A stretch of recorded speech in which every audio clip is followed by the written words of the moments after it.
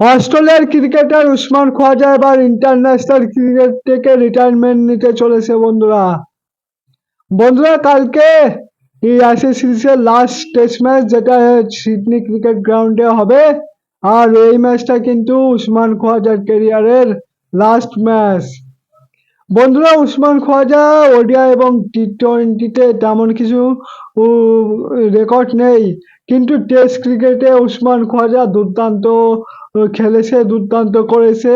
আর তার রেকর্ডটা অসাধারণ। বন্ধুরা, উসমান খোয়াজা টেস্টে 87টা ম্যাচ খেলেছে। সেখানে 43.1 এভারেজে 6,206 রান করেছে। সেখানে হাফ সেঞ্চুরি 28টা এবং সেঞ্চুরি করেছে 16টা। তো তার রেকর্ড নিয়ে কোনো প্রশ্ন করা যায় না।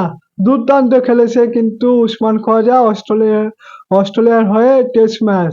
কিন্তু বন্ধুরা, এখানে আমাদের ক্রিকেট ফ্যানদের মনে একটা প্রশ্ন আসছে যে উসমান খোয়াজা WTC ফাইনালের কথা মাথায় রেখে উসমান খোয়াজার কি রিটায়ারমেন্ট নেওয়াটা ঠিক হলো? আমরা সবাই জানি যে অস্ট্রেলিয়া যে কোনো টুর্নামেন্টের ফাইনালের দিকে টুর্নামেন্টে এক্সপিরিয়েন্সের সাথে যায়। আর অস্ট্রেলিয়া ধরে নাও WTC ফাইনাল অনেকটা হলেও উঠে গেছে। তারা 90% চান্স আসে যে তারা WTC ফাইনাল খেলবে। কিন্তু সেখানে উসমান খোয়াজা রিটায়ারমেন্ট নেওয়াটা কি ঠিক হলো? তার ব্যাকআপটা কাকে করাবে? আমরা জানি সবসময় অস্ট্রেলিয়া এক্সপিরিয়েন্সের সাথে যায়। আর এখানে কিন্তু অস্ট্রেলিয়া টিমের একটু প্রবলেম হবে তার ব্যাকআপ খোঁজাটা। উসমান খোয়াজা তার টেস্ট ক্রিকেট নিয়ে কোনো সন্দেহ করা যায় না, দুর্দান্ত খেলেছে।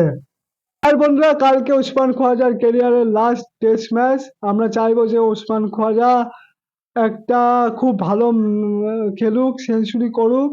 আর আর একটা খুব ভালো ফেয়ারওয়েল ম্যাচ ক্রিকেট অস্ট্রেলিয়া তাকে দিতে চলেছে। তো বন্ধুরা, এই ভিডিওটা তোমাদের কেমন লাগলো অবশ্যই কমেন্টে জানিও। আর ভালো লাগলে আমার ফেসবুক পেজটাকে ফলো করে দিও। আর ইউটিউব থেকে দেখে থাকলে সাবস্ক্রাইব করে দিও।